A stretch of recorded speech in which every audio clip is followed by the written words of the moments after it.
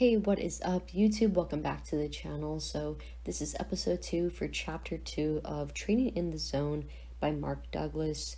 For chapter 2, it is page 17 to 32, and the chapter is titled The Lure and the Dangers of Trading. Let's jump right into it. In January 1994, I was asked to speak at a trading conference in Chicago, sponsored by Futures magazine. At one of the luncheons, I happened to be sitting next to an editor for one of the major publishers of books about trading. We were having a lively conversation about why so few people become successful at trading, even people who are otherwise very accomplished. At one point, the editor asked me if a possible explanation for this phenomenon might be that people were getting into trading for the wrong reasons. The attraction. I had to pause for a moment to think about this. I agree that many of the typical reasons people are motivated to trade, the action, euphoria, desire to be a hero, the attention one can draw to himself or herself by winning, or the self-pity that comes from losing, create problems that will ultimately detract from a trader's performance and overall success. But the true underlying attraction to trading is far more fundamental and universal. Trading is an activity that offers the individual unlimited freedom of creative expression, a freedom of expression that has been denied most of us for most of our lives. Of course, the editor asked me what I meant by this. I explained that in the trading environment, we make almost all of the rules. This means there are very few restrictions or boundaries on how we can choose to express ourselves. Of course, there are some formalities such as having to become a member of an exchange to be a floor trader, or meeting the minimum financial requirements to open a brokerage account if you're an off-the-floor trader. But otherwise, once you are in a position to start trading, the possibilities that exist for how you go about doing it are virtually limitless. I want to give him an example from a seminar I attended several years ago.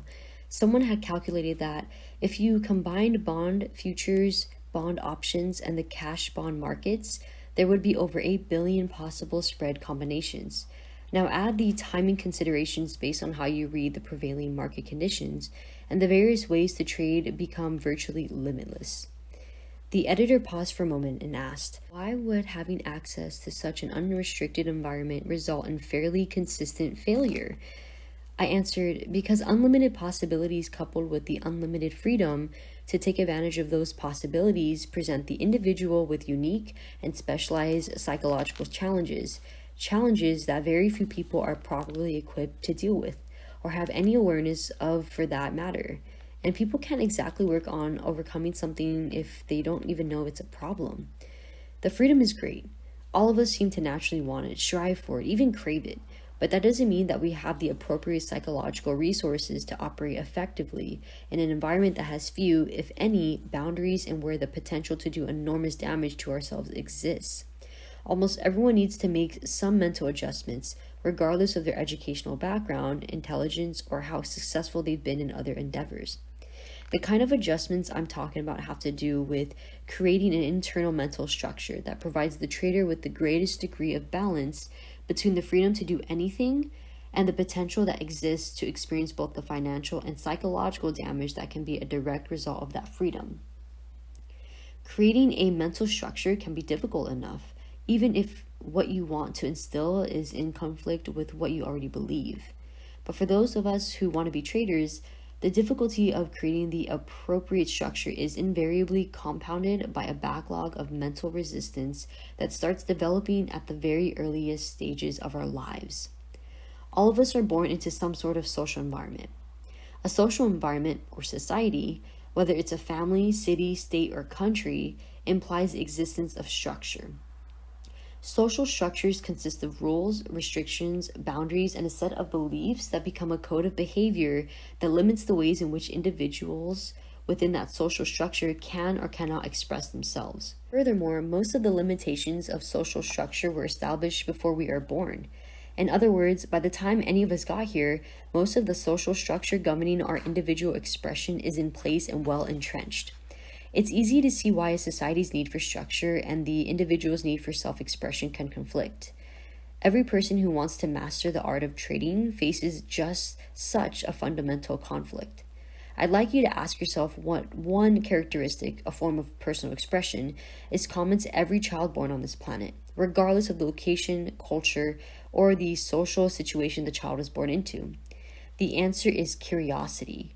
Every child is curious. Every child is eager to learn. They can be described as little learning machines. Consider the nature of curiosity. At its most fundamental level, it is a force. More specifically, it is an inner directed force, which means there's no necessity to motivate a child to learn something. Left on their own, children will naturally explore their surroundings. What is more, this inner directed force also seems to have its own agenda. In other words, even though all children are curious, not all children are naturally curious about the same things. There's something inside each of us that directs our awareness to certain objects and types of experiences to the exclusion of others. Even infants seem to know what they want and don't want. When adults encounter this unique display of individuality expressed by an infant, they're usually surprised. They assume that infants have nothing inside of them that makes them uniquely who they are. How else would infants express their individuality than by what in their environment attracts or repels them?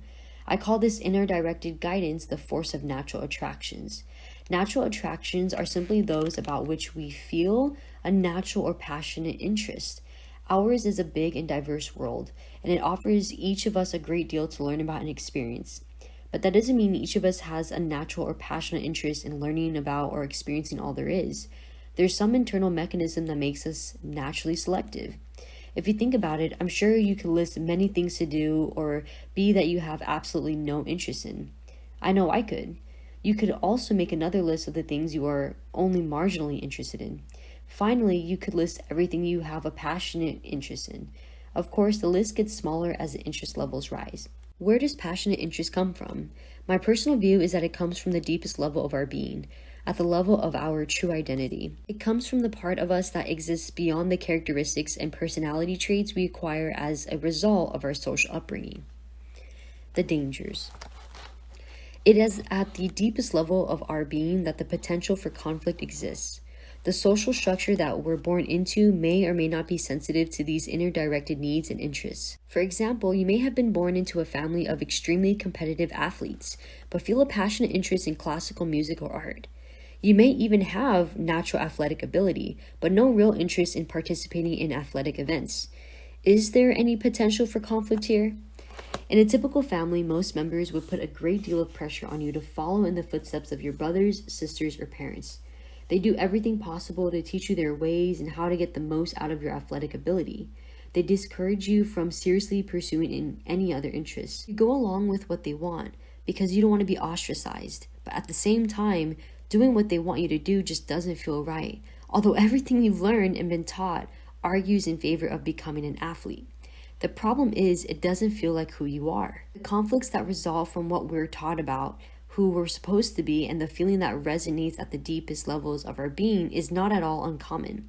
I would say that many, if not most people, grow up in a family and cultural environment that gives little, if any, objective, non-judgmental support to the unique ways in which we feel compelled to express ourselves. This lack of support is not simply an absence of encouragement. It can be as deep as the outright denial of some particular way in which we want to express ourselves. For example, let's look at a common situation. A toddler who for the first time in his life notices this thing, which we call a vase, on the coffee table. He is curious, which means there's an inner force that's compelling him to experience this object. In a sense, it's as if this force creates a vacuum in his mind that has to be filled with the object of his interest. So, he focuses on the vase and with deliberate intent crawls across the vast expanse of the living room floor to the coffee table. When he gets there, he reaches up to the edge of the table to pull himself to his feet. With one hand firmly on the table to maintain his balance, his other hand reaches out to touch this thing he has never experienced. Just at that moment, he hears a scream from across the room, "No, don't touch that." Startled, the child falls back on his butt and begins to cry. Obviously, this is a very common occurrence and one that is completely unavoidable. Children have absolutely no concept of how they can injure themselves or how valuable something like a vase can be. In fact, learning what is safe and what isn't and the value of things are important lessons the child must learn. However, there are some extremely important psychological dynamics at work here that have a direct effect on our ability to create the kind of discipline and focus necessary to trade effectively later in life. What happens when we're denied the opportunity to express ourselves in the way we want to, or we're forced to express ourselves in a way that doesn't correspond with the natural selection process? The experience creates an upset. Being upset implies an imbalance. But what exactly is out of balance? For something to be out of balance, there has to be something that's in balance or in equal proportion in the first place. That something is the relative degree of correspondence that exists between our inner mental environment and the external environment where we experience our lives. In other words, our needs and desires are generated in our mental environment, and they are fulfilled in the exterior environment. If these two environments are in correspondence with one another, we're in a state of inner balance and we feel a sense of satisfaction or happiness. If these environments are not in correspondence, we experience dissatisfaction, anger, and frustration, or what is commonly referred to as an emotional pain. Now, why would not getting what we want or being denied the freedom to express ourselves in some particular way cause us to experience emotional pain? My personal theory is that needs and desires create mental vacuums. The universe in which we live has a natural tendency to not tolerate a vacuum and moves to fill it whenever one exists. The philosopher Spinoza observed centuries ago that nature abhors a vacuum. Suck the air out of a bottle and your tongue and lips will stick to the mouth of the bottle because you have created an imbalance, a vacuum, which now must be filled. What are the dynamics between the expression, necessity is the mother of all invention? The recognition that a need creates a mental vacuum that the universe will fill with inspiring thoughts if your mind is receptive. The thoughts, in turn, can inspire movement and expression that result in the fulfillment of that need. In this respect, I think our mental environment works like the universe at large. Once we recognize a need or desire, we move to fill the vacuum with an experience in the exterior environment. If we are denied the opportunity to pursue the object of this need or desire, it literally feels as if we are not whole or that something is missing, which puts us into a state of imbalance or emotional pain. Do our minds also abhor a vacuum once one has been created? Take a toy away from a child who has not finished playing with it, regardless of how good your reasons may be for doing so, and the universal response will be emotional pain. By the time we're 18 years old, we've been on Earth approximately 6,570 days. On average, how many times per day does the typical child hear statements like, no, you can't do that. You can't do it that way, you have to do it this way. Not now, let me think about it. I'll let you know. It can't be done. What makes you think you can do it? You have to do it, you have no choice. These are just a few of the relatively nice ways in which all of us are denied individual expression as we grow up. Even if we only heard such statements once or twice a day, that still adds up to several thousand denials by the time we reach adulthood. I call these kinds of experiences denied impulses to learn, impulses that are based on an inner need originating from the deeper part of our identity from the natural selection process. What happens to all of those impulses that have been denied and left unfulfilled? Do they just go away? They can if they are reconciled in some way. If we do something or someone else does something to put our mental environment back into balance. What can put our mental environment back into balance? There are a number of techniques. The most natural one, especially for a child, is simply to cry. Crying is a natural mechanism, nature's way for reconciling these denied, unfulfilled impulses. Scientific researchers have found tears to be composed of negatively charged ions. If allowed to take its natural course, crying will expel the negatively charged energy in our minds and bring us back to a state of balance, even though the original impulse was never fulfilled. The problem is that most of the time, events are not allowed to take their natural course and the denied impulses are never reconciled, at least not while we're still children. There are many reasons why adults don't like it when their children, especially boys, cry, and do everything they can to discourage this behavior. There are just as many reasons why adults would not bother to explain to children why they are being forced to do something they don't want to do. Even if adults do, try, there are no assurances that they will be effective enough to reconcile the imbalance. What happens if these impulses aren't reconciled? They accumulate and usually end up manifesting themselves in any number of addictive and compulsive behavior patterns. A very loose rule of thumb is, whenever we believe we were deprived of as children can easily become addictions in adulthood. For example, many people are addicted to attention.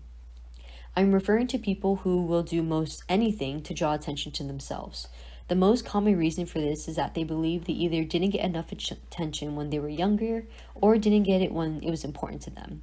In any case, the deprivation becomes unresolved emotional energy that compels them to behave in ways that will satisfy the addiction.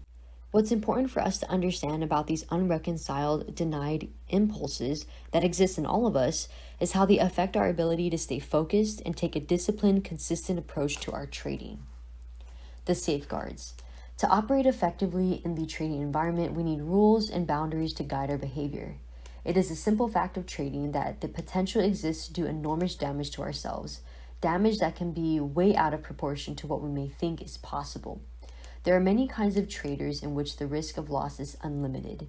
To prevent the possibility of exposing ourselves to damage, we need to create an internal structure in the form of specialized mental discipline and a perspective that guides our behavior so that we always act in our own best interests.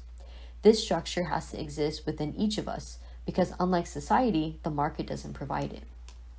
The markets provide structure in the form of behavior patterns that indicate when an opportunity to buy or sell exists. But that's where the structure ends, with a simple indication. Otherwise, from each individual's perspective, there are no formalized rules to guide your behavior. There aren't even any beginnings, middles, or endings as there are in virtually every other activity we participate in. This is an extremely important distinction with profound psychological implications. The market is like a stream that is in constant motion. It doesn't start, stop, or wait. Even when the markets are closed, prices are still in motion. There is no rule that the opening price on any day must be the same as the closing price the day before. Nothing we do in society properly prepares us to function effectively in such a boundary-less environment. Even gambling games have built-in structures that make them much different from trading and a lot less dangerous.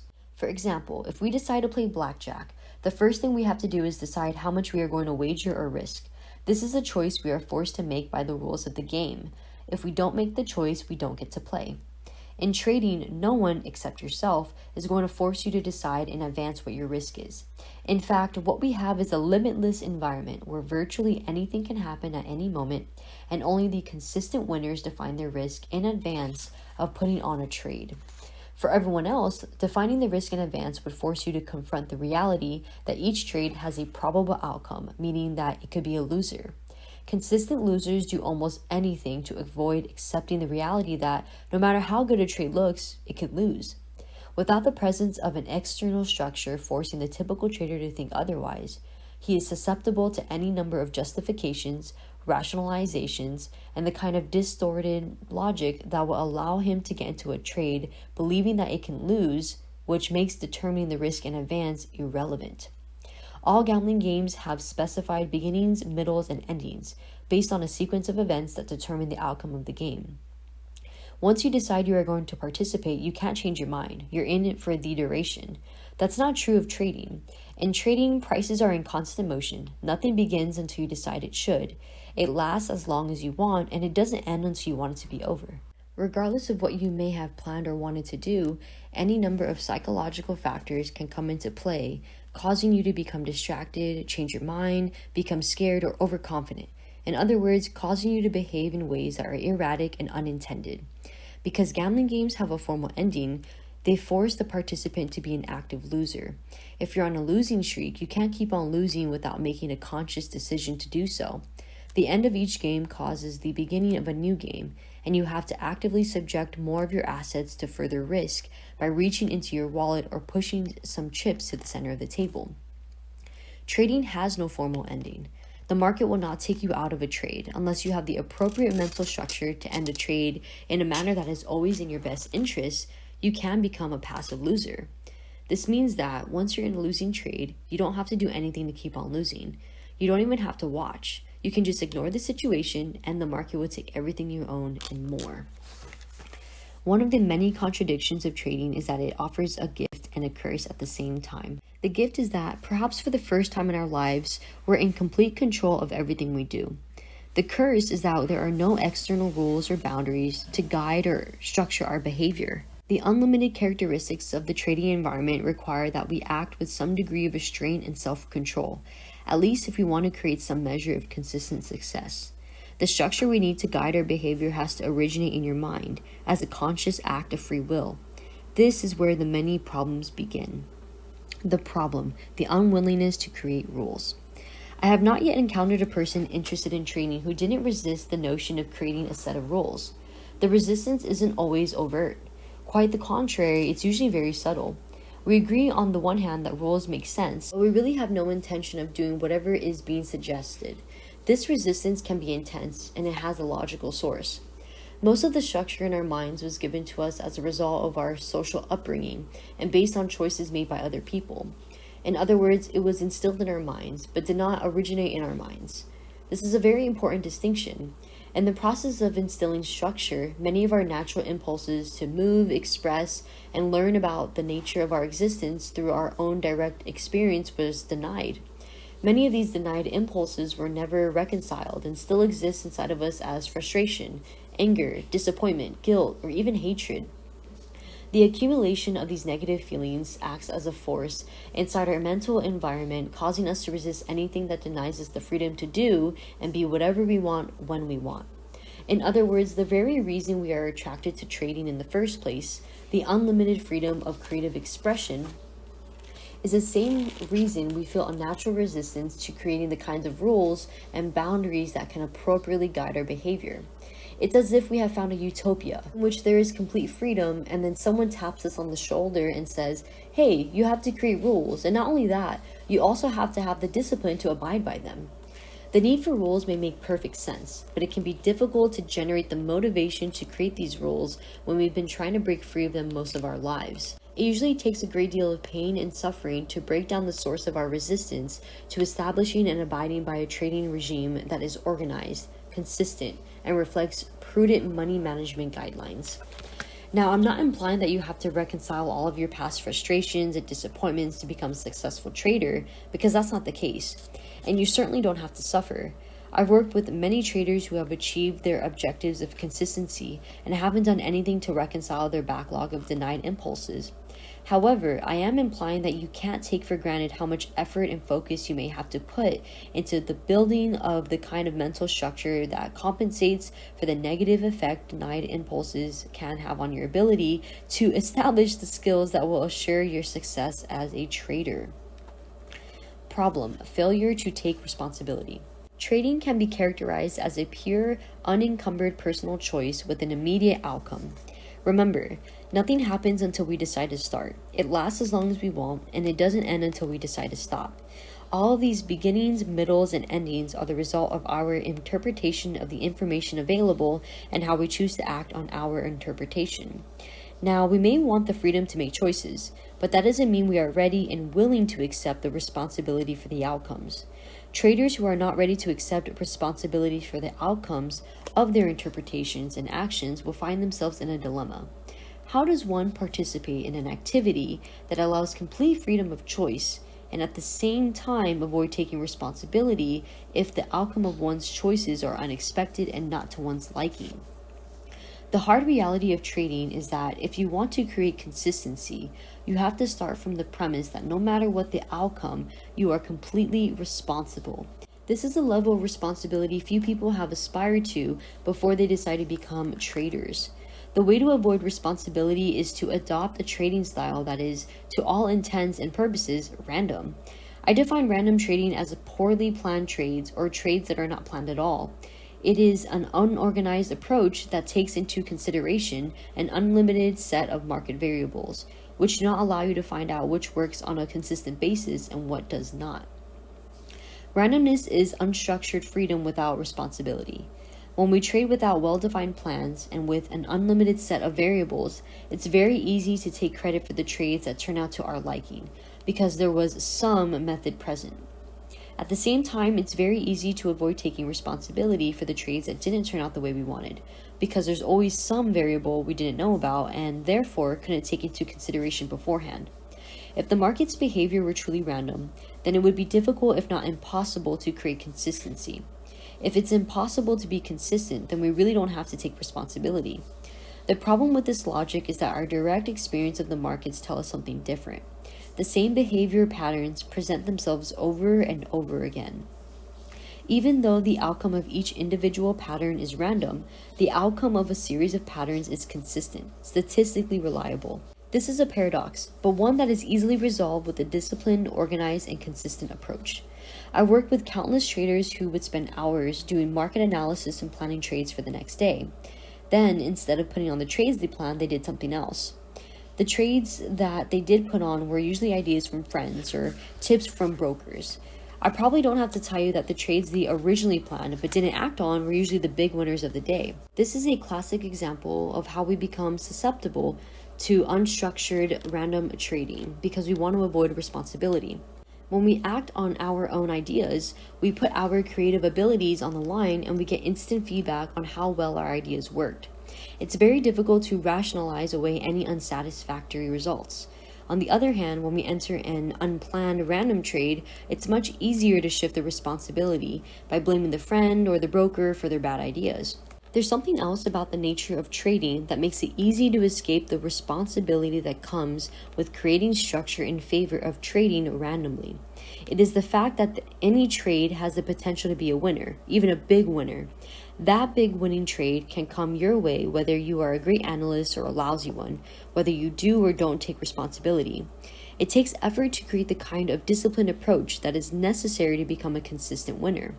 But as you can see, it's very easy to avoid this kind of mental work in favor of trading with an undisciplined, random approach. Problem: addiction to random rewards. Several studies have been done on the psychological effects of random rewards on monkeys. For example, if you teach a monkey how to do a task and consistently reward it every time the task is done, the monkey quickly learns to associate a specific outcome with the efforts. If you stop rewarding it for doing the task, within a very short period of time, the monkey will simply stop doing the task. It won't waste its energy doing something that it has now learned it won't be rewarded for. However, the monkey's response to being cut off from the reward is very different if you start out on a purely random schedule instead of a consistent one. When you stop offering the reward, there's no way the monkey can know that it would never be rewarded again for doing that task. Every time it was rewarded in the past, the reward came as a surprise. As a result, from the monkey's perspective, there's no reason to quit doing the task. The monkey keeps on doing the task, even without being rewarded for doing it. Some will continue indefinitely. I'm not sure why we're susceptible to becoming addicted to random rewards. If I had to guess, I would say that it probably has to do with the euphoria-inducing chemicals that are released in our brains when we experience an unexpected, pleasant surprise. If a reward is random, we never know for sure if and when we might receive it. So expending energy and resources in the hope of experiencing that wonderful feeling of surprise again isn't difficult. In fact, for many people, it can be very addicting. On the other hand, when we expect a particular outcome and it doesn't come about, we're disappointed and feel bad. If we do it again and get the same disappointing outcome, it isn't likely that we will keep doing something we know will cause us emotional pain. The problem with any addiction is that it leaves us in a state of choicelessness. To whatever degree the addiction dominates our state of mind, to that same degree our focus and efforts will be geared toward fulfilling the object of that addiction. Other possibilities that exist in any given moment to fulfill other needs, like the need to trust ourselves and not to subject too many of our assets to risk, are either ignored or dismissed. We feel powerless to act in any other way than to satisfy the addiction. Any addiction to random rewards is particularly troublesome for traders because it isn't another source of resistance to creating the kind of mental structure that produces consistency. Problem: external versus internal control. Our upbringing has programmed us to function in a social environment, which means we've acquired certain thinking strategies for fulfilling our needs, wants, and desires that are geared towards social interaction. Not only have we learned to depend on each other to fulfill the needs, wants, and desires we cannot fulfill completely on our own, but in the process, we've acquired many socially based controlling and manipulating techniques for assuring that other people behave in a manner that is consistent with what we want. The markets may seem like a social endeavor because there are so many people involved, but they're not. If, in today's modern society, we have learned to depend on each other to fulfill basic needs, then the market environment, even though it exists in the midst of modern society, can be characterized as the psychological wilderness, where it's truly every man or woman for himself or herself. Not only can we not depend on the market to do anything for us, but it is extremely difficult, if not impossible, to manipulate or control anything that the market does.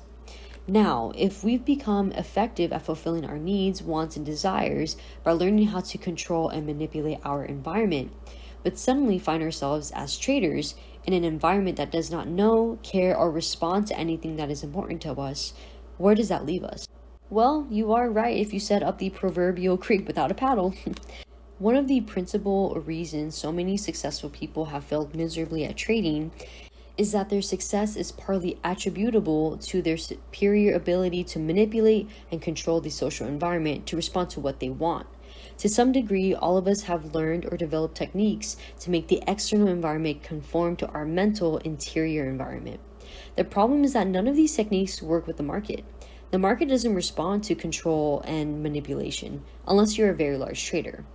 However, we can control our perception and interpretation of market information as well as our own behavior. Instead of controlling our surroundings so they conform to our idea of the way things should be, we can learn to control ourselves. Then we can perceive information from the most objective perspective possible and structure our mental environment so that we always behave in a manner that is in our own best interest. That is going to be the end of chapter 2. Thank you so much for listening or reading along with me. I hope that this video was helpful in some way and just breaking down, what chapter 2 is all about. I really do appreciate your time and support. And as always, I wish you nothing but the best and most success in everything you do. And I will see you all in the next video.